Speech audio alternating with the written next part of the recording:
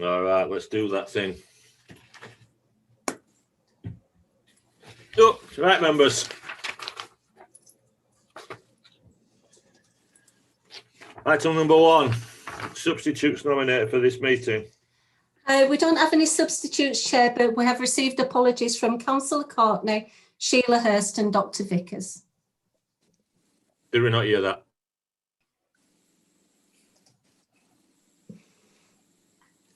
I think the rest of the board heard, Chair. It may be your broadband.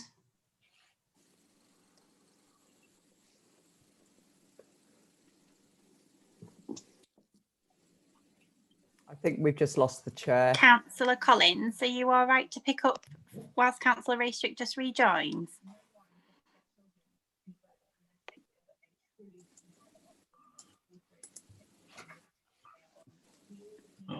Okay. Thank you. We've got apologies. Do you need me to read out the formal things about declaring interests? No. Okay. I'll assume that anybody who has any interest to declare will do that either now or at the point of the meeting when it occurs. In terms of the agenda, we have the minutes from the last meeting. Are there any corrections to those minutes? No. Can I have someone to approve and second those minutes, please? Right, so we've got Councillor Barnes and Councillor Baines moved and seconded the minutes. Thank you. Are there any matters arising from those minutes? No? That's very quick. Okay, thank you. Thank you. And the item I've got next on the agenda, although I'm going to try to manage 2 machines at once, Healthy Futures. Who is leading on that particular item, please? Chair, it's Ben Lehman who's leading on this from Public Health. But would it be possible to make a couple of announcements to Children's Scrutiny, please, before we start? Thank you very much. The first thing is to welcome Pranitha, who is here from the Youth Parliament. It's lovely to have a young person with us again. We've missed having young people, Pranitha, so it's so good to see your smiling face there for you to join us this evening. So thank you, because you've got now a senior position, haven't you, in the Youth Parliament? What's your position now? I'm a member of Youth Parliament for Calderdale. Thank you very much, and thanks for joining us. And if you do want to speak, if you go like that, Councillor Raystrick will see you and make sure that you get a chance to have your point of view. So welcome to the meeting. Chair, I've just asked whether I could make an announcement just before we start. And just to let people know, the Local Government Chronicle Awards have just taken place this afternoon between 4 and 6 o'clock. And the first category was children's services, and we submitted our special educational needs services and services for children with disabilities for an award, particularly for the work we do around young people transitioning into independence. And you'll know about Project Search that does a lot of work with apprenticeships and internships and getting young people into employment, and also the work on the 5-day offer where our young people can actually be occupied either with work experience or college or some sporting activity, and has really helped us keep young people in the borough. And I'm really pleased to tell you that we won, and we were up against some really stiff competition from right across the country. It was absolutely fabulous, including some of the big players. And what happened is one of our young people went to London to do the pitch with Pete Roos, one of the parents from Unique Ways. It's just really, really fab for us to finally win something. We've been runners-up so many times, and I just wanted to tell you straight away. So I don't know whether Councillor Wilkinson wants to come in and say anything as well, but I'm very proud this evening. Congratulations, Adam. Do you want to say anything? I'm sorry, I can only see 9 people. I can't see everybody. Not really. Just to add, just a huge congratulations to the staff and our partners. And there's a press release just gone out from the council that if people would like to share the good news, just really fantastic news. Thanks. That's brilliant. So we've got a press release ready. Yes. It's already gone out. It's just gone out already. Yeah. Okay. Yeah. Great. Yeah. Thanks ever so much. Okay, sorry, Julie, I forgot about the Youth Parliament person because I can't see her on my screen. Oh, it's fine. I wasn't expecting to chair. Don't worry. Councillor Raystrick's back now, I think, as well. Oh, okay, great. No, I think we've He's just lost. just dropped out again. Yeah, we've just lost him again. You carry on, Councillor Collins. Oh, carry on. He's now. back. He's back. He's back. This could be a musical chairs evening. Right. Are you okay, Colin? We're on the Healthy Futures item if you want to take over. Well, I can hear you now, but I say my Wi-Fi is going to be dodgy. I think. Okay. See, I think my Wi-Fi. Yeah, I think with Councillor Raystrick's Wi-Fi being so intermittent, it might be better, Councillor Collins, if you Shall I chair carry with on? the continuity, and then it'll free Councillor Raystrick to not worry about you not being. I'm happy Okay. Okay, we'll carry on then. So if everybody can hear me. We can hear you, Colin, yes. So we've got Ben, Julie, is it, presenting this I report? don't think I can hear anybody, so And I think I'm happy to. go on. Go on, Julie, we'll have to ignore him. Thank you. There's Ben now. Yeah, I think actually for this item, so this report's from Councillor Hutchinson, and I think the best way to play this probably is if Councillor Hutchinson can go through his report and I'll take any questions, if that's okay, if Councillor Hutchinson's okay with that as well. So shall we go to you, Colin, first then, please? Yeah, thank you, Chair. Yeah, so it's us to carry out a fairly rapid review of the Healthy Futures programme, which Ben Lehman and Naomi Marquis from the Public Health Department and Scrutiny officers helped with. The idea of Healthy Futures was to try and bring together all the different partners and services that have interactions with school-age children, to try and have a more integrated service that avoids the fragmentation that comes from so many different players. It does include the school nurse service, which is one of the areas that I was asked to look at. And the current contract for Healthy Futures began in 2015, and it was given an additional year to run by cabinet decision to try and allow the integration to bed in, because it was a fairly slow start to it. But the contract is due to end in 2021, and so it was really a review as to what needed to be taken into account before the next contract is set up, how we could do better. The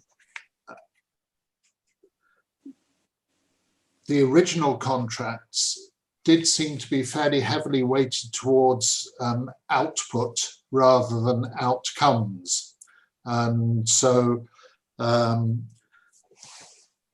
it would probably be helpful to shift the focus of commissioning towards outcomes so that we look more at what the impact of what is being doing has on the families, and what the lasting outcomes for the children involved are, rather than simply the number of assessments that children have been through and the number of contacts.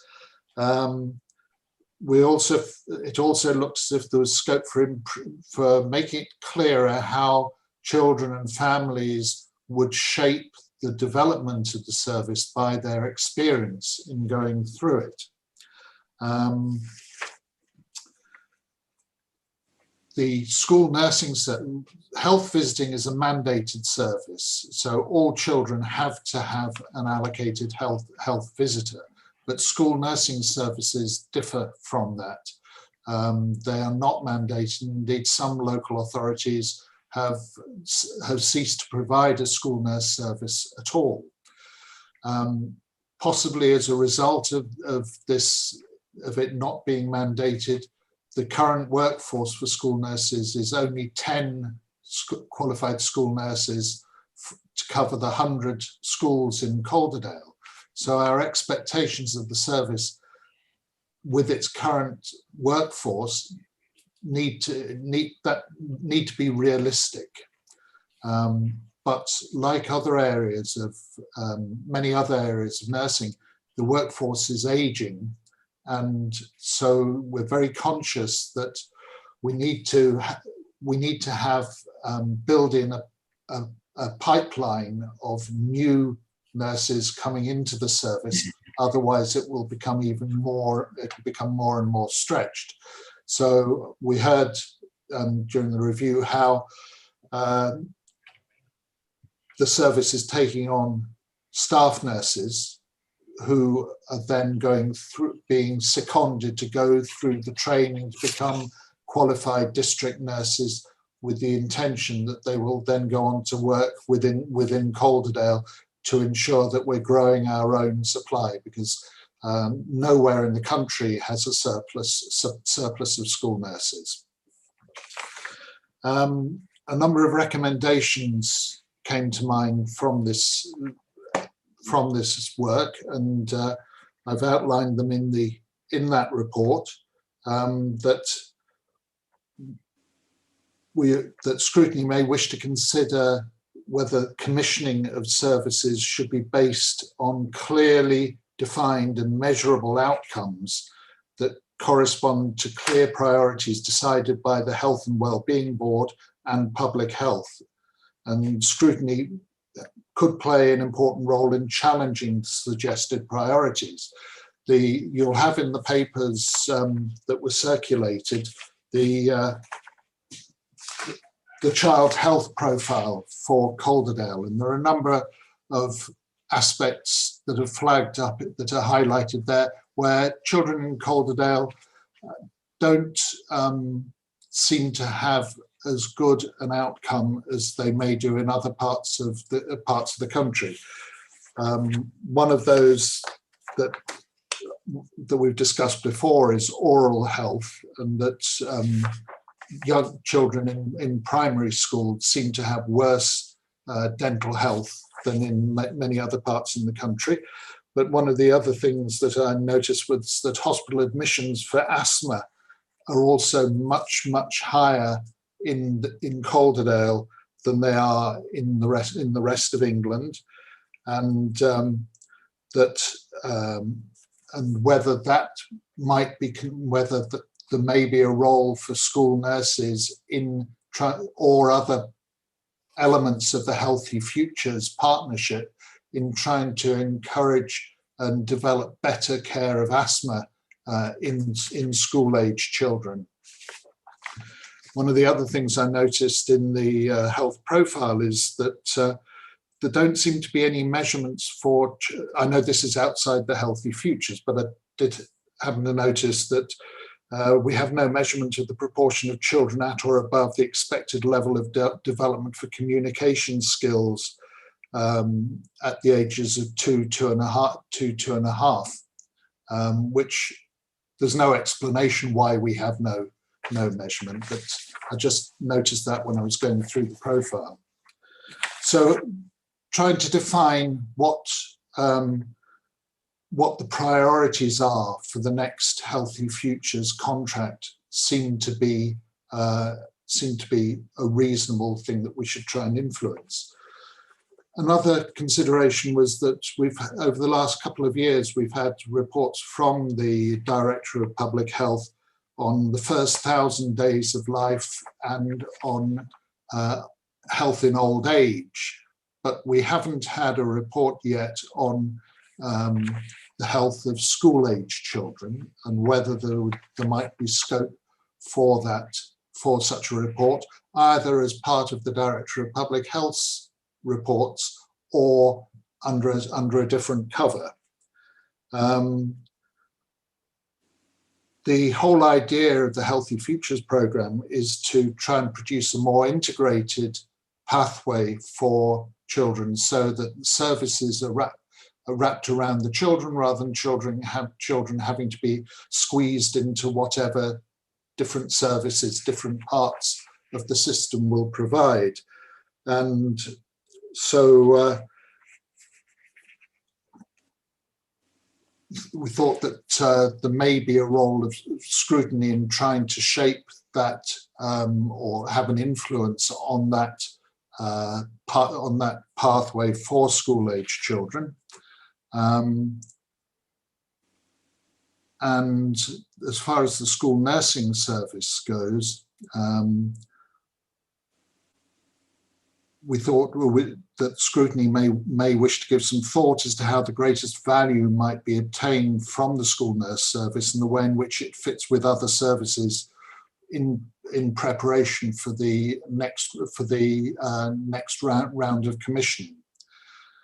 I would also hope that the board would give support to the strategy that's being adopted of trying to train up qualified school nurses ourselves to try and maintain a trained workforce for this service. So I'd be interested to hear what thoughts are on those recommendations. Thank you, Colin. Do we need to bring Ben in next, Julie? I think it would be helpful, Chair, if the members got into some discussion at this point about what Councillor Hutchinson is reporting to you and some of the questions he's put to you as well, specifically about your role in the future. And out of that may fall some specifics for Ben. Okay. I think Councillor Hutchinson's done a really good piece of work here, in kind of really identifying some key issues for you to consider. Yeah, I agree. And there's an awful lot there for us to perhaps come back to in a future work programme, rather than finalise all the kind of recommendations that Colin is suggesting.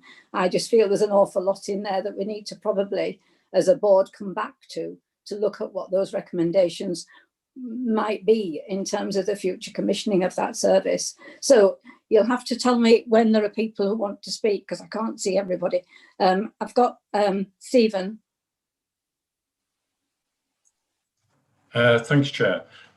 Just following on what you've just said, actually, I just think, though, that this is quite an in-depth area. I think if we look at those three sort of recommendations that we ought to look at, and I just wonder if it's better to, rather than try and do it across the scrutiny meeting, to set up another small group to look into it as a way forward to report back to the full committee in due course.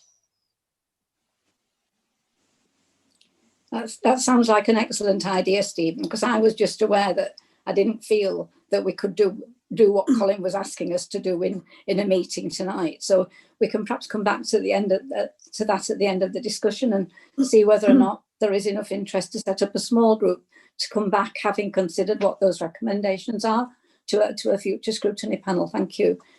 Have I got anybody else? Kirsty? Amanda? Thanks, Chair. Yeah, I would second that. I think it's such a big piece of work, this, it really would require a little bit more of our attention and really drilling down into some of those different things Colin's mentioned. I'm interested to hear, I know when I used to work as a youth worker, we definitely had a responsibility to do drug and healthy relationship, let's say sex ed stuff. I'm wondering if we still have, does our youth service still provide some of that, when kids fall, let's just say they don't want to go and talk to the school nurse about it, that they can still go to the youth services? Can I ask that to Julie, maybe? Yes, it does happen. It was happening in the open access, but happening as well in those smaller virtual group settings now. Yes, all the youth workers, are very much up to speed with, where young people can access information, whether it's around drugs or sexual health, contraception, etc. So yeah, very good on the information, advice and guidance that they can give to young people, and where they can access help if they're not comfortable speaking to somebody or the school nurse in the school setting. Yeah, fantastic. Thank you. That's all. I've got Mike Barnes, I think. Thank you, Chair. I just wanted to say there's a comment, and I put in the comment that I support Councillor Baines' view. Adult scrutiny are looking at dental surgery, dental provision. That work was has been, I suppose, suspended due to COVID because we were starting that, and I think there is some crossover into children's young people into the children's section, which is Colin mentioned, the oral health. So I think once we've completed that report, it probably might be worth just bringing some of that back to the members here, whether in the form of a formal meeting or just include that report to those members so they can have a view of that as well. That would be helpful. Okay, have I anybody else wishing to speak? Councillor Rivron, please, Chair. Right, Helen. Thank you, Chair. I don't know. Sorry, I seem to be set with technical problems. I think I can. I was particularly around the communication, personal development of 2 to 2.5-year-olds I wanted to speak, but just on that last point, there has been quite good publicity recently about the impact of COVID on dental health of children in terms of the fact that routine dental visits haven't been available, and the decay impacting much more quickly on children. So I think that is something important, that we need to follow up. I was particularly though, and Councillor Hutchinson said, by the way, I will also agree with the idea of having a small group to look at it, and maybe this is an issue that would be raised there. But in terms of child development, 2 and 2.5-year-olds, it said we didn't have information available on communication skills or personal social skills. I would have thought these particularly important areas in terms of school readiness and preparation for later life. And my understanding and my information, maybe I would date that quite often the gaps were already present by this age in terms of social exclusion, and that really before we started school, the gap between the haves and the have-nots was already there. So I would have thought this is particularly important information to have, and I just wonder, I don't know if there's a quick answer to, is it available, or is it something we could perhaps look at as one of the issues for this small working group to look at? Okay, thank you, Helen. Anyone else? Do you want me to answer that, Councillor Collins? Yes, please. Yeah. So it's not that we don't have the data, it's that we have some data quality issues. And you'll notice on the information that Councillor Hutchinson's provided, we're not alone in that. A number of other areas have similar issues in terms of collecting that data and submitting it. And it's because there's a new system was established to submit that data, and various providers, not just in Calderdale, but across the country, have had challenges submitting that data in a way that they could validate it correctly. So work is ongoing in terms of submitting the data. It's not that we're not doing anything in terms of 2 to 2.5 year development checks. And it's not that we don't have data locally, it's that it doesn't pass the validation checks in the national system, basically. Consistency, isn't it? Yeah. Okay, thank you. Anyone else? So Amanda, you want to come back again? Yeah, thanks. Ben, can I just ask, what system do we use to measure that? To measure the communication skills developmental? Can you answer that, Ben? Yeah, if I can get my IT to work, yeah. So we use ASQ3 to measure that. SQ3. ASQ3, and it's a national tool. I think there's discussion nationally around whether actually that's an effective measure. Work ongoing on that. My personal view is it's a useful tool to have in your toolbox, but you need more than one tool in your toolbox. I think we're going slightly off topic because we're verging into early years now, but I know. Yeah. Okay, so that's fine. So we've got an answer anyway, haven't we? Yeah. Thank you very much. Did I notice Colin? I've only got an iPad. I'm sorry. So did Colin say he wanted to comment? No. Have I anybody else who would like to say anything on this item? I think Councillor Raystrick's just raised a query in the chat.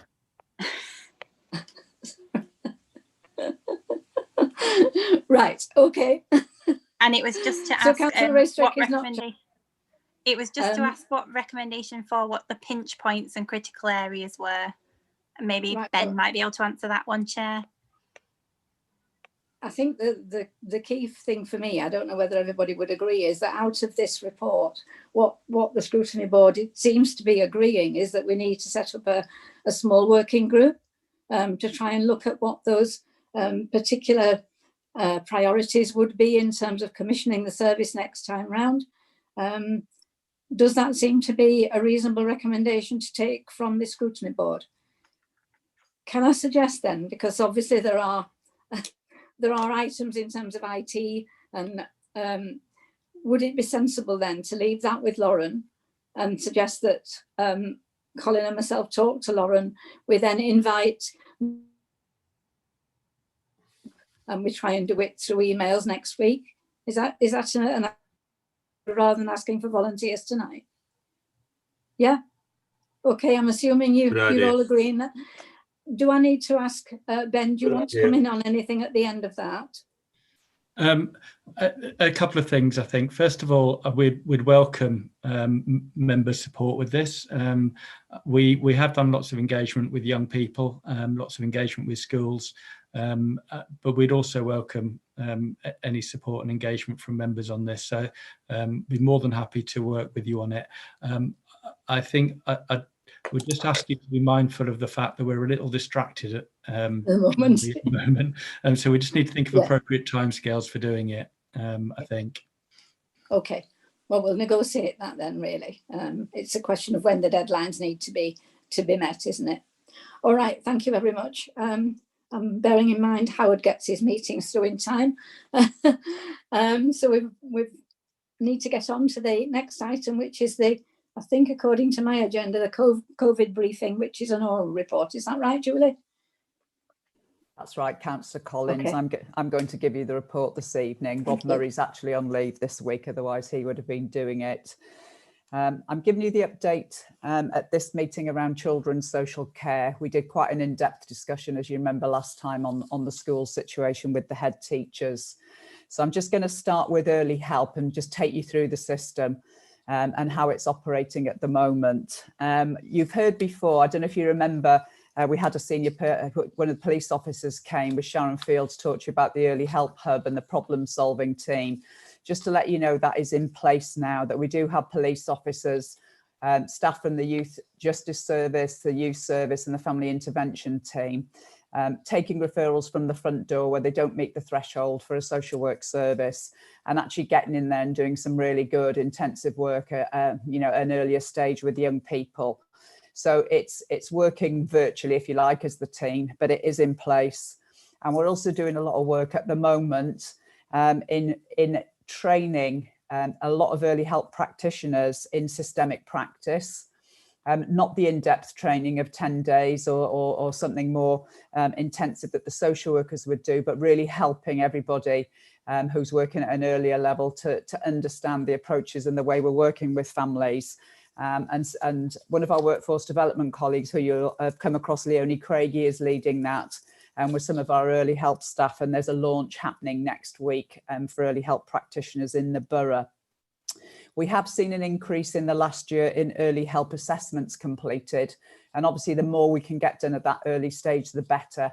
So we haven't sat back and just let early help continue during COVID. We've actually been working proactively on the systemic training, increasing the number of assessments and working with the police and getting that problem solving team in place, which it is. Just moving on to COVID. And you'll know that we have an increase of positive tests and cases in the community at the moment and in our schools. And we're also seeing this within staff teams, wherever they are, whether they're in schools or the hospital or within the social work team. So we have seen a few of our social workers testing positive for COVID, and then clearly any staff that may have been working with them or coming within a certain distance of them need to self-isolate and get themselves tested too. We are managing by moving staff where we can to cover if certain teams are affected and make sure that things are not, everything that's happening should be happening. I'm pleased to let you know that the visits to children face-to-face are back up to exactly the levels that they were pre-COVID. Staff do have full visors and face masks to go into families, houses, and to see children in care.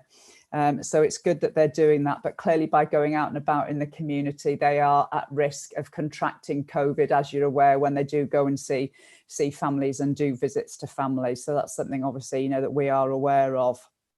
In terms of the front door, we are seeing additional contacts coming through to the front door service. So there's a lot of work there to screen the contacts that are coming through. So they do multi-agency checks, as you know, and they're working in Princess buildings so they can have access to the police system and the health system to make sure we're doing all of those and then putting the ones that are appropriate through to the assessment team. The timeliness of assessments is very good. It's still in the top 90%. You know, it's around 98%. It's as high as it's ever been. So they are doing the work in a very timely way of the children's assessment team. In respect of the child protection teams, you'll know because of the limited way we can bring people together, the teams have found this really difficult. We have 3 ways closed, as you know, and many of the other social work offices, but we do have Princess buildings open, and we have been able to open 2 big rooms at the Orange Box. Because the pods are small, with 4 staff in there, they can come in there in a very large room, and they've been able to have their pod reflect meetings and support each other with the really complex cases. The pod coordinators have been able to come in as well. And the positive feedback from the social workers, you know, they've said that is absolutely been beyond lovely, you know, just seeing people and being able to talk about their practice, get help with really difficult cases that are going through the courts. So at the moment, we have 260 children on a child protection plan and 251 children in need. And you do have the caseloads report that is on the agenda for your information later on tonight. So you can have a look at those figures as they stand this week compared to what we were reporting there for you. In terms of children in care, we have seen figures slowly rising. We have 346 children in care at the moment, and 5 of those are unaccompanied young people. We have 2 issues here. We have children coming into care, but we don't have any children leaving care because of what's happening with the courts, because there's a backlog, as I've explained, in cases and timeliness of court hearings. We are not hearing, the courts are not hearing discharges, they're not seen as a priority.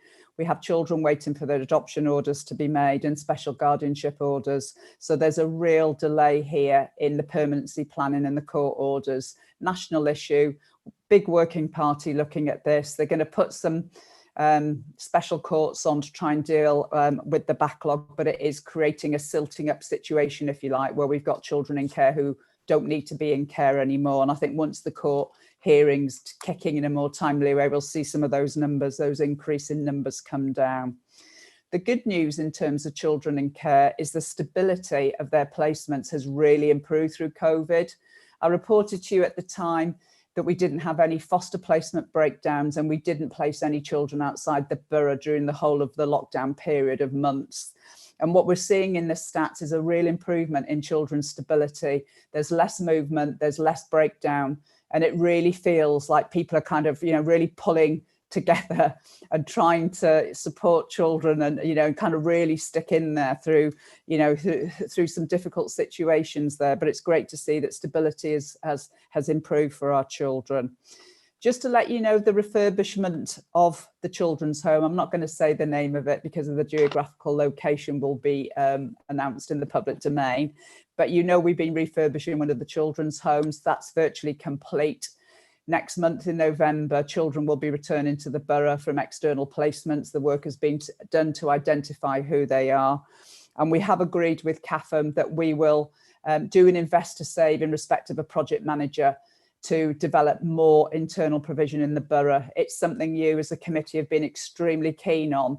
And I think we've, with the pressure of COVID, we've just come to realise it's so difficult to carve out development time when you're doing the day job and dealing with COVID. To try and carve out time to do, you know, kind of bespoke development has just been impossible. So we don't want to delay on that. So we are going to look to recruit a project manager to make sure that is developed in the borough. The last thing to update you on this evening is free school meals.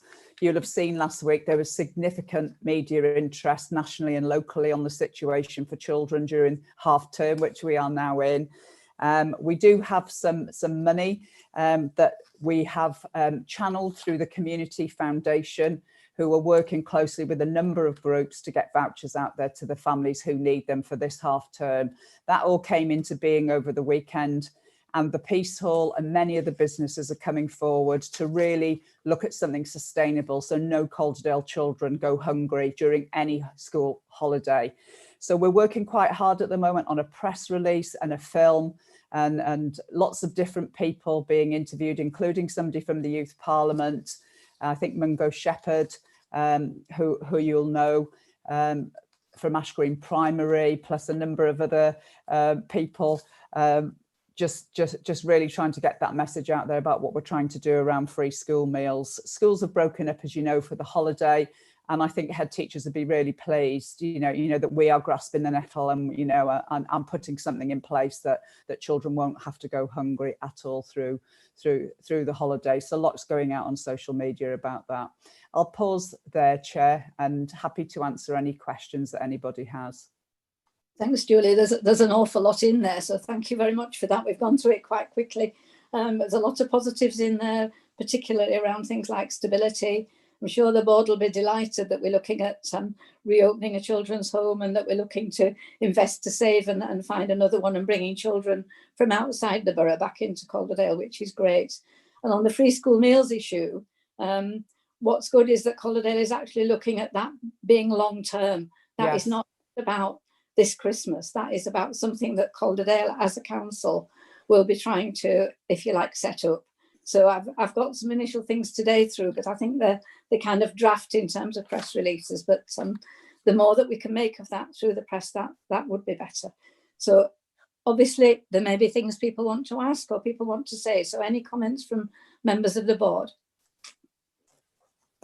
Questions? Sorry, yes, from the Youth Parliament. Sorry, can you hear me? We can now. Yeah. Welcome anyway. Thank you. I just wanted to say, like, it's so at our youth council meetings and meetings with our local MPs as well, there's been like a problem that's come up quite a few times that we've noticed, and that's the stress that students are facing. The year 11 and 13s, who are the exam takers this year. And it's happening, I think, for a couple of reasons that we've identified. For example, when because we've switched from real school to virtual, it's meant that that students aren't getting as much support as we used to, and it puts different stages of learning, I think. And it's because people work in different ways, and the family situations, for example, a lot of my friends and people I know have to babysit their siblings. So it puts people at a range of disadvantages. And also on the other hand, students can feel stressed due to there's like no real structure in the day. And it often means that people like students overwork themselves. And one more thing, I think, especially with the exam takers this year, it's been more stressful as a group because despite we've been told that the exams are happening, we're still unsure because we've been hearing like lots of different ideas that what could happen. Yeah, that's really useful comments. Thank you, Julie. Do you want to answer anything on that? No, it's really helpful to hear. You're really getting down here, into the real detail. Thank you, Pranitha, of what's happening within families and those kind of all those different factors that probably make this year so challenging for year 11 and 13. Probably next time, Pranitha, we'll take another report on education. So it'd be really good to have you do, an input into that, in the same way that you have now, as you're discussing it in the Youth Council and what the issues are. And if there's anything you think that we can do with schools, to try and help that, but that feedback is really helpful and we can pass that on to the head teachers that we work with as well. And it is a really, really difficult time at the moment, isn't it? With bubbles closing, young people going home, trying to do virtual, worried about your exams. So we'll look at schools next time. I'll pass your comments on, but it'd be really good if you come next time and we can talk to some of the people in education as well. Thank you. That would be really helpful. Thank you. I've got Howard, I think. Yeah, thank you, Chair, and thank you for that, and thank you, Julie, for the once again comprehensive report. It's really, really useful for members to know what's actually happening. It's really positive about the children's home. As you know, we're conducting a review of the adults to more. There may be some recommendations that we put to this board, so, you know, from following that meeting. So it's just to update people, I guess, and happy to have any feedback. So thank you. Thank you. Anyone else? Amanda. Thank you, Chair. Yeah, I'm so excited to hear that our children are going to be moving back into Calderdale. I mean, you know, it makes sense. It really does. You know, the amount of money that it's costing to keep our children out of the area, you know, and then also the cost of travel that, you know, parents and their family and friends might need to pay to go and see them and visit Absolutely. them. And yeah, you know, I mean, I'm just thrilled. I'm really pleased that that's happening. In terms of the free school meals, can I just ask a question? So we had some funding that was brought through the cabinet and it was given to Community Foundation. Now, obviously, it takes ages. You've got to set up fundings, you know, how they're going to allocate it, who's going to allocate it, who's going to be eligible for it.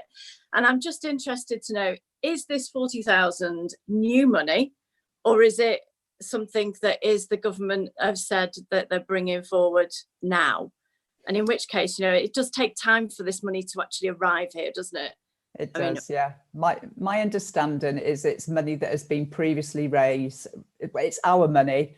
It can be matched funded as well at the moment, apparently through another fund. But this is money that we've had previously that we've given to the Community Foundation to administer on our behalf. So it is there now, which is why we've been able to hit the ground running in terms of distribution of vouchers. So it's not new money, it's money that was there, that was ready to be accessed, which was great. I think the Peace Hall and other people are going to do some fundraising as well to make it a more sustainable long-term fund, as Councillor Collins said. So we're not waiting on anything to come through, you know, in terms of that, Councillor Parsons. It's actually there now. Yeah, I mean, that was my understanding, that the money was already there. And I was trying to explain it to our group the other day, you know, it does take time for these things to actually appear. You can't just say, oh yeah, the government's given us money, next minute it's in the bank. It just doesn't work like that from my understanding of applying for this kind of fund, you know. So yeah, no, that's really useful to know. And it's great. So many people have like businesses and local community groups have got together to support children. It's just been overwhelming to see how much support we've got in Calderdale for these kids. It's fantastic. So I'm really thrilled and really proud to be here. Thank you. Thank you. I think as well, Amanda, that because we're going in partnership with the Community Foundation, then that allows match funding to happen. Yeah. So there's a limited time during which people can now make donations. Because that will then guarantee, on top of the 40,000, that any money pledged after that in a given period is match funded by the Community Foundation. I think that's right. Yeah. Anyway, yeah, Councillor that's what I've read. Yeah, that's brilliant. Thanks ever so much. It's great news. Thank you, Mike. Thank you, Chair.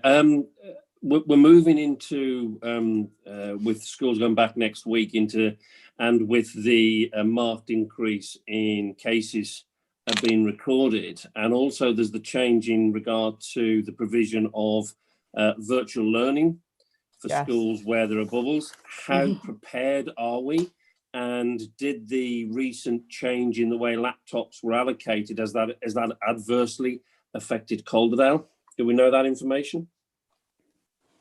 In respect to preparation for remote learning, and clearly the change comes in at the end of the month where this becomes mandatory, that expectation's been there, you know, for quite a while now. I think going back way before the schools broke up, schools knew they were going to have to and were delivering, in many instances, remote learning. I do think it's more of a challenge, Councillor Barnes, in primary with younger children. And when I met with the head teachers recently, they were talking through, some of the primary heads, about trying to teach to a primary child at home hopefully the parents there, they've got to be there for safeguarding reasons, and sometimes they might not be in the room, and then how you manage that and trying to get them to concentrate for that period of time is quite challenging, I think, once you get into secondary. But even hearing what Pranitha said tonight about older children, you know, in year 11 and 13 struggling with the remote learning. But in terms of it being the way forward, you know, a lot of schools, you know, have been very quick to respond, getting IT people in, getting the laptops. We're still waiting on the 4G connectivity from the BT rollout. But in relation to the laptops that you asked, I have not heard, but we'll have to check when the schools come back next week that we have been affected or laptops have been withdrawn from any of our schools. What the Department for Education are doing is prioritising schools where, you know, a large number of, you know, children and bubbles have gone, trying to get the laptops and trying to prioritise them where they're needed. They're needed everywhere, because as soon as you don't know when you're going to get a case or an outbreak, you don't know when you're going to need your laptop. So we all need laptops, but nobody has spoken to Leslie or myself, or I haven't seen anything on social media about any of our schools. I think a couple of the heads have liked the tweets of schools outside the borough who are kind of raising that issue. But I, as far as I know, but we'll know more next week, I think we're okay on the laptops. We need the 4G rollout, because it's great having a laptop, but if you haven't got access to it, you know, to the internet, as you know. So yes, we're on with it. I think it's more challenging for small schools. I think the big secondaries and having IT people there, you know, a lot easier with older young people who are much, you know, who can kind of, you know, do it more and get on with it. But just again, mindful of what Pranitha said about the, you know, doing too much, finding it hard to concentrate. How do you apply yourself? So, thank you. I think I've got Adam, Councillor Wilkinson. Yeah, thank you, Chair. Yeah, just to add on the free school meals, I think the Marcus Rashford campaign has been fantastic, but we actually, you know, we realised here in Calderdale some time ago that food poverty was an issue in the school holidays, and that's why, you know, even before this campaign of Marcus Rashford, we had that 40,000 in place via the Community Foundation, which is being delivered through community organisations and schools over half term. And then since then, since the Marcus Rashford thing, obviously that we've had sort of offers from all types of businesses and individuals about wanting to help out. So the campaign that we've launched really is about trying to harness that and channel it. And the offer from the Community Foundation to match fund donations is fantastic. So, you know, obviously we're trying to channel all donations into that really, and I'm glad that we've got the piece all on board as well. And one thing that I've been trying to do as well and get the council to do is just to make sure that we're signposting any vulnerable families to those businesses and organisations that are providing food over the summer holidays. And then just moving on to laptops. So yeah, my understanding is that, you know, the vulnerable children that didn't have laptops that were supposed to be getting them, a lot of them are not now going to be getting them because the government are prioritising the schools that are having to close. We've had another offer again from the Community Foundation. Steve Duncan's been in touch with me to say that if we can basically find out how we're affected in Calderdale, which as Julie says, we should know next week, they might be able to step in and help us with that as well. So that's, again, really fantastic. And the Sorby Bridge Rotary Club have also made me aware of some work that they're doing in trying to get hold of second-hand laptops off people that don't want them anymore, and then passing them on to vulnerable children. So that's another great scheme that's happening locally. But as Julie says, I think, you know, hopefully next week, once the schools are back, we'll have a much clearer picture of how we're actually affected. Thank you. Thanks, Adam. Anyone else? No? Lauren, at the end of this item then, are there things that we need to actually record in terms of recommendations, or are we okay with this? I think we're okay. It's just one for noting. Thanks, Chair. Okay, thank you very much. All right, so on my agenda, I've got the complaints and compliments paper next. Is that right? Yeah, and I think we have Richard joining us. Okay. Yeah, We've got Richard Noble, who manages children's complaints in the complaints team. We've also got Andy Finesse, who's Richard line manager. Both attended scrutiny last time with the report. So good to see you both again. Thank you. Welcome. So would you like to speak to your report, please? So starting off, the 1920 report has been distributed. The figures show we've had a consistent period of time over the last 3 years where we've kind of managed the complaints really, really well. The report's highlighted this year in particular that we need to do more to generate the complement side of things. These are down significantly. However, this gets highlighted in my quarterly reports to the service SLT, which I attend. So basically, I'm of the view that our performance has been pretty good this year, and hopefully everyone agrees, and I'm open to any questions. Okay, thank you very much for that. That was nice and brief. It is kind of stable in a way, isn't it? The figures are quite stable, and it's always easier to complain than to actually compliment a local authority on its services anyway. But are there questions that people would like to ask or comments they want to make to Richard, please? Stephen. Thanks, Chair. It's just carrying on about the compliments. I think I've raised this, I think most times this has come in front of scrutiny.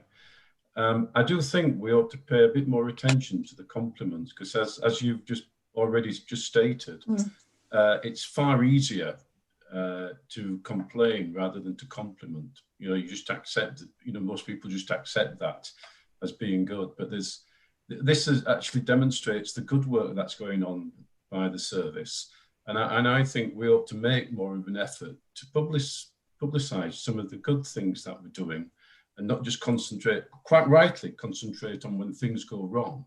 But we should make more of a fuss, because it's just sort of swept under the table, the good work that's done, and taken for granted, you know, and I don't think that's good enough.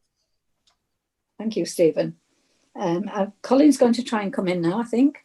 Could I just come in on that point from Councillor Baines, please, Councillor Collins? It's just to let you all know that we, when we do the annual staff survey to everybody in the council, and we talk to children's services staff, they wanted more recognition. You know, we do the Our Stars Award once a year. They wanted something, you know, that was more bespoke to them. And we actually do a monthly award. We do Employee of the Month. And we do Team of the Month, and we put it out every month for nominations. So we get a lot of the compliments come through that, but a lot of the amazing practice. And, you know, when you see somebody do something really fabulous during your work, and you just think, I just say to the staff, just get it down on a piece of paper, send it to Michelle, my PA, and myself and Councillor Wilkinson. We were doing it in the town hall. We were doing it in the council chamber, and many of the staff have never been in that beautiful building. To them to have to be there, to be with their team, and to be thanked, and you know, from elected members and myself, has really meant a lot. Unfortunately, during lockdown, we haven't been able to do it face to face. We have continued in the main. And Councillor Wilkinson and I do a little video on, you know, obviously in our own homes. I've got the awards here in the house, so I hold up the award. I tell them I'm looking after it for the month, but we do the citations on videos. So we are doing it, and a lot of the compliments come through on that. And it's compliments, obviously, from people external to the, you know, to the service, but also from staff seeing what people are doing and going the extra mile. So just to let you know, we are doing that. And we're going to do something quite big at Christmas as well. It's been a tough year for everybody, and Bernadette Johansson is doing something, you know, trying to get something really good together to thank the staff again. So just to let you know, we do try and do a lot of award and recognition. I don't know whether you want to say anything, Councillor Wilkinson, from your perspective on it, or? No, nothing really to add, but yeah, just like you say, it is really good just to celebrate the work of our staff and just make them feel, you know, that we appreciate them, really. I think the point Stephen's making is that we may do that internally, but we need to make sure it goes out beyond our staff. Sorry, Stephen, do you want to come back in? I was just going to make the same point, actually. Yeah. You know, because as a councillor, I didn't know about this until now. You know, so how are the general public going to know about it? And that's the point. You know, the complaints, quite rightly, are public and people will read them. They're on the public domain now. And all we've got is a statement that we've got nearly twice as many compliments than complaints, and full stop. Yeah, you're right. I mean, we've got, I think it was 43 compliments, haven't we? Yeah. It's a bit down on what it was before. But then what we've got is perhaps little case studies, haven't we? And those are the kind of things I think that Stephen's saying needs to go out beyond internal staff digestion, if you like, which would be good if we could get some of that out into the wider world. I have mentioned the awards in my report to council in the past, but I'm dubious of how many councillors actually read the report. Okay, has anybody else got anything else to say on complaints and compliments report? I think there's just Councillor Raystrick, please, Chair. Oh, sorry, he did. Yeah, I was waiting. Yeah, because Julie came back and I forgot him. Councillor Raystrick, if you can get in. So easily forgotten. Can everybody hear me? Yes, we can. Yeah. Okay. I thought I actually wrote on the top of this report, good report, which doesn't happen very often. But I do have 3 points. In item 4.2, we talk about joint team meetings between fostering and pathways. And I note that half the complaints about fostering relate to pathways. Has this started, and what progress has been made? And also a proposed meeting with the Calderdale Foster Carers Association to review the stay and put policy. Has this taken place yet? So the learnings that are identified, I have a regular meeting with Bernadette Johansson, who will then incorporate the learnings. So I include them in my report, and then the service will ensure that they actually materialise. So everything's signed off on internal action plans. So I would like to think they're all up to date as we speak. I can get you a briefing note on that, Councillor Raystrick, in terms of the detail, whether they've happened and how they're going. Like Richard says, we try and close the loop on complaints and action plans, which is what Richard's doing with Bernadette.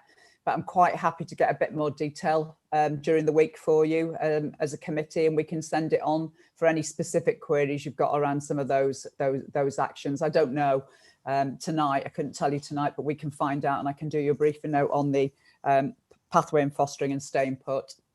That would be really helpful. Thank you, Julie. People are happy for Julie to put that out this next week.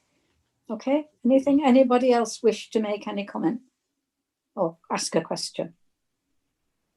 No? Okay, so I can thank Richard, and who was the other person? Sorry. Thank you, Richard, for thank you, Richard, for coming to the meeting and presenting that for us. Thank you. Now, according to my agenda, it's the Youth Justice Review. Is that right? It's the Youth Justice Service report. Yes. Yes, thank you, Chair. I'm just going to wait for Sharon Field just for a second. She's just coming on with her camera now, I think. Okay. Just in terms of introduction, you'll remember from just while Sharon comes onto the meeting, Jeff Rafter was the service manager for the Youth Justice and the Youth Service teams. Jeff has now left the council, and Sharon, who has been managing a number of services for us around early intervention and the family intervention team, has taken on the management of those two services. So welcome to Sharon, who's joined us. I'm just going to do some introduction into the report for you. Just to say, it's almost a bit like the complaints report. In terms of the stats, it's fairly steady away. You can see from the graphs around reoffending rate, the custody rate. We've only got one young person in custody at the moment. And you'll see the first time entrance has fallen significantly. And this is because of the courts, the youth courts not meeting during COVID. They were dealing with young people who were arrested overnight in the cells, who were appearing in court in the morning, but no other court cases were being dealt with. And that's where the majority of the work comes through to the team. So what's happened is you'll have seen the caseload of the service has gone down. But again, you'll also see that we've been managing during that period of time to do significant improvement work, training for the staff. We had a peer review, if you remember, at the last meeting. East Riding came in to do that over the service. It identified a number of issues that are in the report. We've done a lot of training with the staff. And you'll see that in terms of the response from them, from the health team. And just for you to note the speech and language support that's already in there for young people who are involved with the Youth Justice Service. A number of young people have difficulties with communication. That probably exacerbates their situation. I don't doubt that at all. And you know, we and many of the Youth Justice Services have done some very, very simple things around language. When you talk to you'll read this report and see how much jargon is in there about out of court disposals and different court orders, and young people don't understand it, about appointments, how important they are. So just really simple things like a clock and a diary, and how important it is to keep your appointments, to make sure that you're working with your youth justice worker. So you'll see there, it's kind of a good overview of where the service is up to. I think it's on a good trajectory. Sharon can answer any of the detail, that you may have any detailed questions in terms of, some of the work that's ongoing. I really apologise for the graphs. They were small anyway, but they've been squashed to the side because of some track changes, but we'll sort that out. I'm really sorry about that. The other thing that you've got in here, which is interesting, is the E2E, which is the Employment Training and Education. This is in 2.2.9. Now, this is a work in progress because it was written really before all destinations were known in September. So as children leave school and haven't got a destination to go to, the next time you see the report, you'll be able to see what the position was. But as it was written, there were a number of children not in employment and education and training, and that we were really looking for to make sure that they did have something that was in place for them. So you can have a look at that. So I'm going to pause there, Chair. Open it out for questions for myself or Sharon. Welcome, Sharon. Is there anything that you want to add before I open it up to questions? No, I'm sorry if I've got a sore throat, so I apologise for that. And just really to say that the team have been, although the caseloads are quite small at the moment, they have been really active in engaging with young people during COVID. Have been, with different methods, and making sure that those young people that are high risk, high vulnerable are seen. They've been going out to homes, they've been using the allotment spaces, they've been very creative in making sure that young people have been seen during this period. Okay, any comments, questions from members of the board?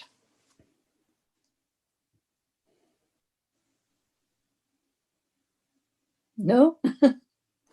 You sure? Stephen? It's not a comment on the report, actually. I think the report is good. It's just really about, Julie mentioned about Jeff Rafter.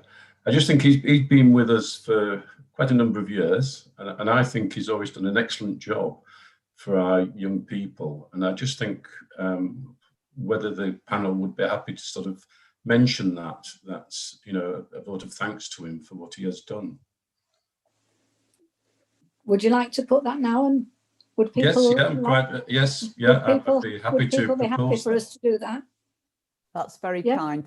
Thank you, Councillor Baines. We'll make sure that is passed on. That's very much appreciated. Thank you. Can I ask you to do that then, Julie? Yes, yeah, that's absolutely fine. And you did the same for Mark Randall, if you remember, at the last meeting. We did. And it was recorded in the minutes. It's just a really lovely way of you being able to thank officers for their, for their work and their contribution to children in Calderdale. Thank you. Okay, thank you. So we'll make sure that's in the minutes as well. I've got Councillor Barnes. Thank you, Chair. I think like a lot of the people in.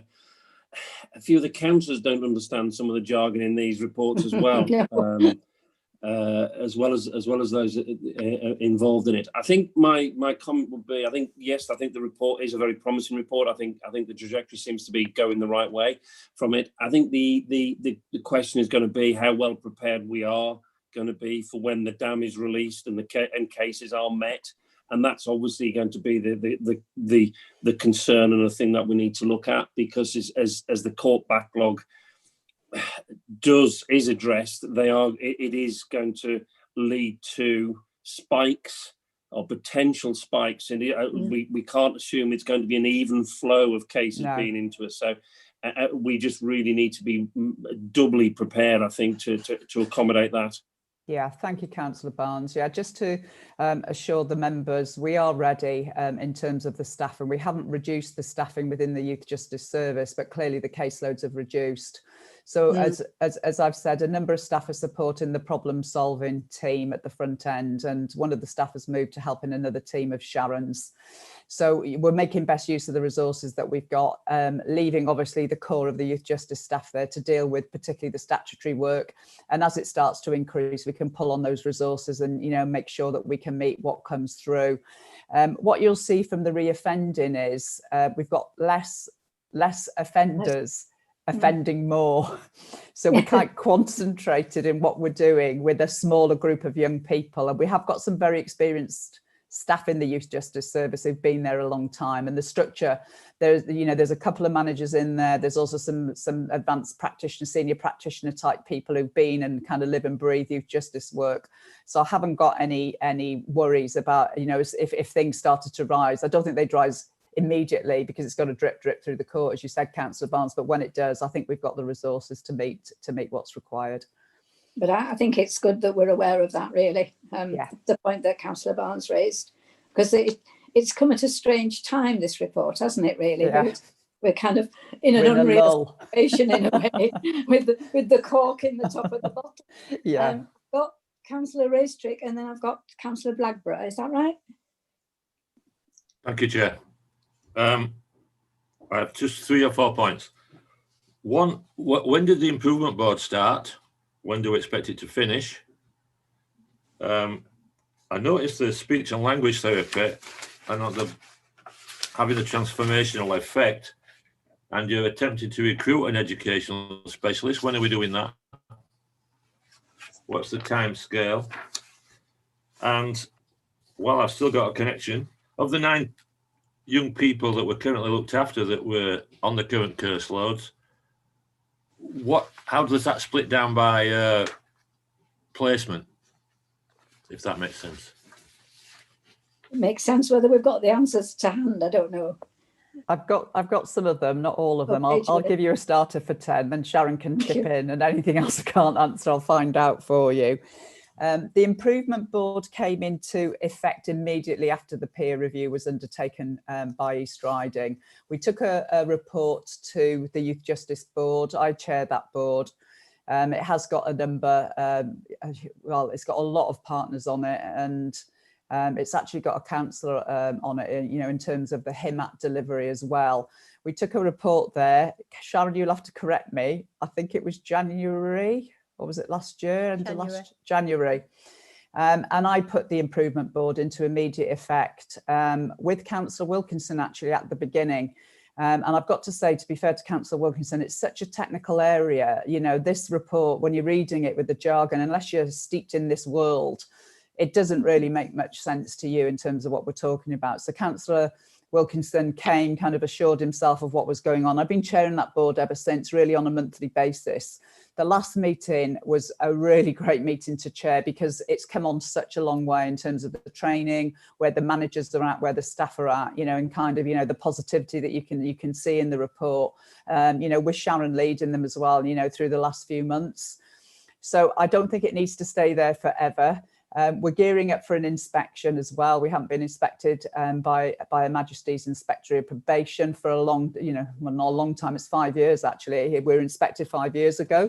So we're kind of doing 2 things. We're kind of keeping everything, all the improvement going, and we're getting ready for inspection as well.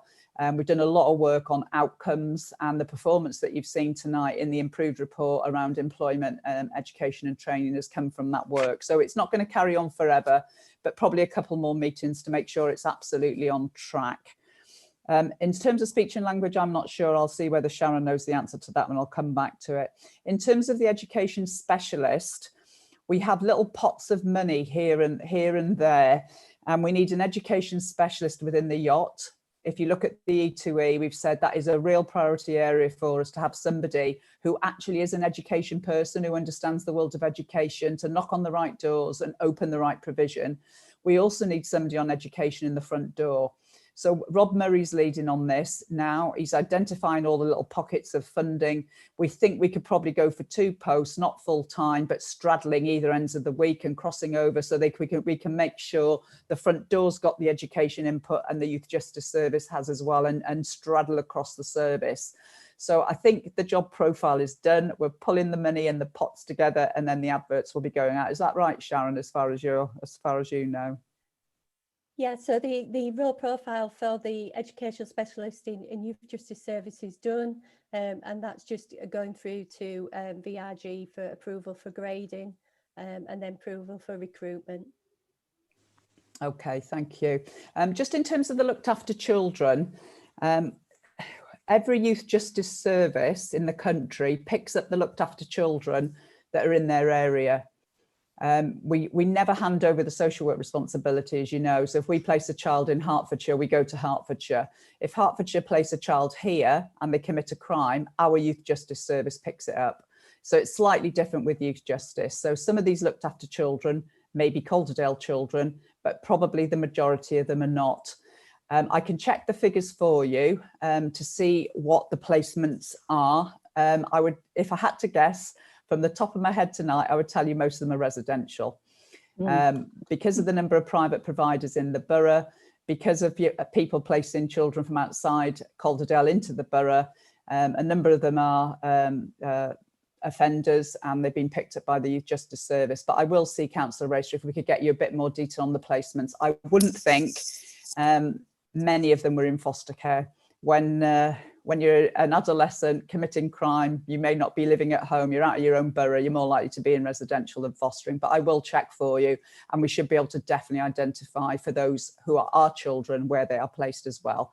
But yeah, Sharon chairs a missing meeting, don't you, Sharon, with all the residential providers? So I don't know whether you want to add any more on that, Sharon, at all. Is Sharon still there? Oh yeah, you're there, you keep moving around on the screen. Yeah, yeah.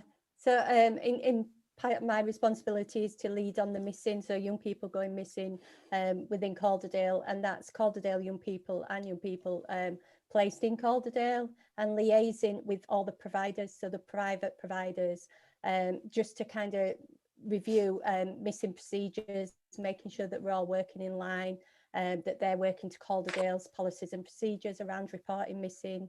We undertake the return at home interviews for all young people placed in Calderdale and living in Calderdale. So we have a really good, strong, joined up approach around looked after young people that go missing. Just to come back on the figures, Julie, I did get an update just before this meeting, just around looked after young people. So we've got 9 young people that are looked after that are Calderdale young people, and we've got 4. We've now got 4 which are looked after young people that are placed in Calderdale. So the data slightly changed since the report were written, but we can get the data on where those 9 young people for Calderdale are living. Thank you. Is there anything you could add around the speech and language element? That Well, we have successfully got extended funding up until March 2021. So that was part of the work that we wanted to do. We identified that from all those young people that had attended the HAP panel, 91% of our young people had at least one communication need. So it's a really important role within the service. They do a lot of work, training, writing forms, writing support for young people. So making sure that it's friendly, it's accessible. So it's a vital role that we need to continue. So we're glad we've got till March 2021, but we'll now be looking for that continuation past that. Okay, thank you. Colin, have you got sufficient answers there to your 3 points? Yeah, I'm quite happy with that. I think I'd like to know the numbers on the looked after children. Right, I've got Howard, I think. Councillor Blackburn. Thank you, Chair. First of all, welcome to Sharon, to the team, and thank you for the comprehensive report. And say some of the language is beyond me, but it's really, really useful to know that actually, some wonderful work is actually taking place. I'd actually like to put you in contact with an organisation called Tempest Nervous, who work with offenders to try to prevent them from reoffending. And I think it would be really useful to set up a meeting so that actually you know, you can work with them moving forward. The aim to get young people and offenders into gainful employment, and they've got quite a number of contacts. So I think it will be extremely useful. They've excelled. I think the concern as we move forward that there's potentially going to be more crime, more unemployment, of course, and especially in the youth. So if you don't mind, if I can email you tomorrow, perhaps the details of the organisation, and perhaps set up a Zoom meeting between yourselves, see how they can work with Calderdale.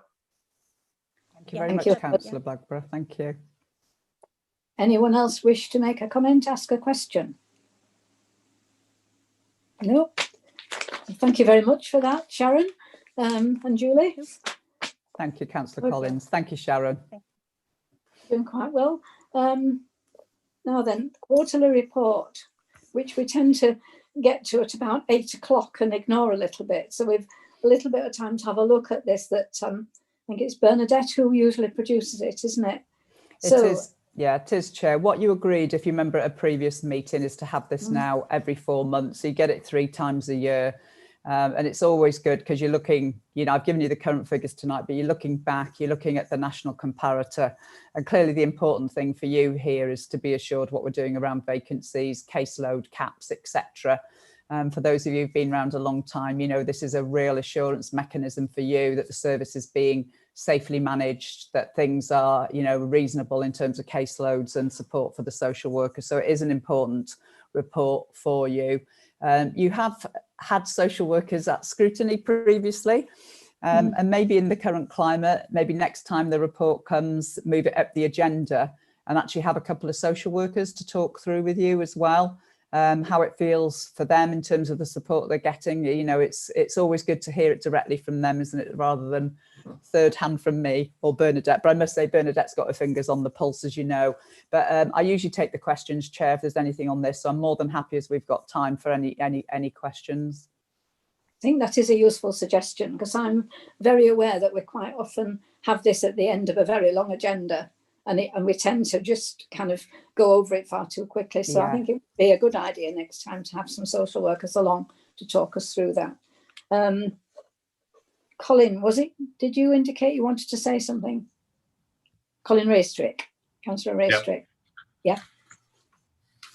Just one question on this report. On the page 6, children looked after, the caseloads on the 31st of the 7th, 2019 were 10, and the caseloads on the 30th of the 9th of 2020 were 18, as near as damn it.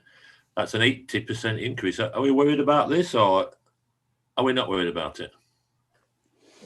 What's happening at the moment is they are keeping cases a little bit longer before they're moving over to the Pathway service, which is why you've seen the increase in there. Pathway have had some difficulties with their recruitment, and we've agreed, rather than ask the children look after service to transfer children at that kind of 16-year-old age point, if they've got temporary staff in, because of the longevity of the relationships and the you know the good support they're getting from the looked after team, we've asked the looked after team for now to keep working with those young people until Pathway have their establishment and formal recruitment underway. They are recruiting for 2 social workers this week, and we are on the interview panel, Jill Holden has told me. So that's the reason there's been an increase. You'll see it's nowhere near up at the 23 level, but it is up at the 18 level. You know, the heaviest teams are those in North and East, as you'll see there in the child protection team that cover, you know, those areas of high deprivation. So, you know, they are, you know, they're at the top end. I'm not particularly worried about 18 for looked after. Generally, if things are stable in the placements, 18 is a manageable caseload, but that is the reason, Councillor Raystrick, why there's been that increase over that period of time. You'll see really it's over the last few months that's happened. The last figures are there from April, but we're holding on to young people appropriately, and we should do as well because of the relationships until they get the permanent staff in. We don't want to hand them over to agency staff. Could I follow up, Chair? Yes, of course you can. I hear what you're saying, Julie. I'm sympathetic to that viewpoint. It's the increase that worried me a little bit. And now you've given me the reasons for it. I also I recommend I support those reasons, but it's on an upward trajectory. Until password sorts itself out, are we going to get even worse? No, I don't think so, because the recruitment's happening this week. So I'm hoping once they've got those 2 workers, it depends who they are, doesn't it, and where they're coming from on their notice periods. Most social workers only have to give 4 weeks notice, which is good. So if they can recruit, fingers crossed, and we're on the panel and they come in fairly quickly, the cases will start to move over to permanent staff. It's really difficult when you've been a social worker for children for a long time. You just want, it's a bit of a wrench when you're moving them over to Pathway at 16 anyway. And there's a lot of kind of doubling up, if you like, of cases being held in Pathway and looked after at the same time. So at the minute, they're looked after, the children's team are just keeping it for the right reasons. But I think as soon as those staff are in place, the caseloads will start to come down. But clearly you'll see that in the next report, won't you? But I'm not worried about it at the moment. Okay. I think I've got Councillor Hutchinson. Thank you, Chair. On the same table, the caseloads on the child exploitation team fluctuate really wildly over very short spaces of time. I just wondered what the explanation for that was, whether these are children that are only with the team for a very short period of time, or why so? It depends how many children are on the CSE, the Child Exploitation Matrix and Risk Register, if you like. So as soon as the child comes to the attention of it's called the CE team now, the Child Exploitation. It's not just about sexual exploitation. It's obviously around children being trafficked and criminally exploited. But it just really does ebb and flow depending on how many referrals are coming through and how much is being seen in the community, how much is being seen by schools, who's referring through. They're assessed immediately by ourselves and the police. They come onto the matrix with a RAG rating of obviously red, extreme risk. There's a real wraparound plan there to address the risks and bring those down. I've got to say, because of the nature of the work and the specialist nature of it, they're very, very good at addressing risk. So children come on, there's a very intensive piece of work done with them. Often the parents are very supportive and they can come on and off very quickly, or some may be on for a longer period of time. So it does ebb and flow. It is a bespoke team and it's based at the police station. But since COVID, we were asked to leave the police station at the beginning during lockdown, which was absolutely fine. So we've brought those workers back down into Princess Buildings. They're part of the bigger children's assessment team now, so they are taking work and they're being managed by Wayne Logan, who's the team manager of that team, to bring them more into the mainstream fold, to pick up other work when they are, when they have reduced cases in terms of what's come onto the CSE matrix, as we call it. So it does ebb and flow. It just depends on the level of need at that point in time, but it can fluctuate, as you can see, quite a lot. Thank you, Julie. So what you're really saying as well, Julie, then, is that the staff fluctuate as well, in that they do. When the numbers go down, your staff get moved too. They do. Yeah, they'll pick up other work under Wayne's assessment team. But that surely now, is that easier because they're all together? Yes, it is actually.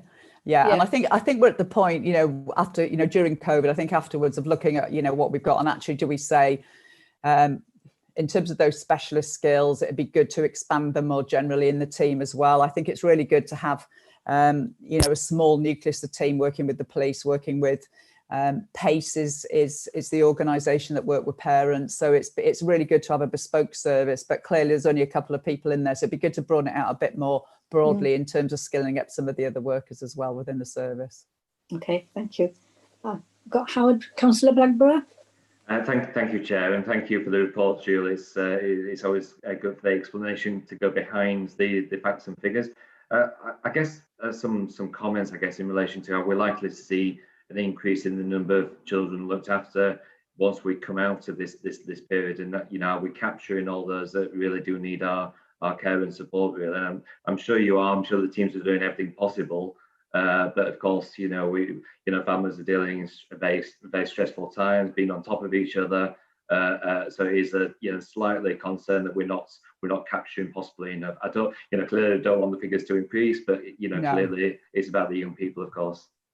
Yeah, I think during lockdown, you'll remember hearing the reports about us putting in that system to make sure we had eyes on the vulnerable children every single week. And there was something around that kind of lockdown period for foster families, but for natural families as well, of really kind of hunkering down, as you've heard. But I think as soon as things started to lift in terms of domestic violence notifications, children returning really to, to full-time education from June, summer break, and now September, that we've really start to see the referrals rise. And as I reported earlier on, I think as more families come to the end of furlough or potential job losses, we know there's a huge link between deprivation and poverty in families and child abuse. If you've got resources, family around you and money, you can buy childcare, you can reduce a lot of stress in your family. And we know that unfortunately, if you haven't got that, it really does, it does lend itself more, to child abuse being prevalent. So I do think we are going to see more. We are acutely aware of this. We've discussed it at the corporate leadership team and with finance colleagues about our need to staff up the front door appropriately for any initial demand that's coming through. And you'll see from the looked after figures, they have started to rise. I think what's happening here is two things, as I said earlier. One is that children are not coming out at the other end in terms of the court. So we're bringing children in, but we're not exiting children in the percentages that we used to. But we've also been working with a number of families on the public law outline. And that's the stage where children have been on a child protection plan. The risk is still there. We put families on notice that we're going to take the case to court unless things dramatically improve. And we've just brought two large families in the last couple of weeks who've been on the public law outline for some period of time and said, we've come to the end of the road. The risk is too great. We're taking the matter to court.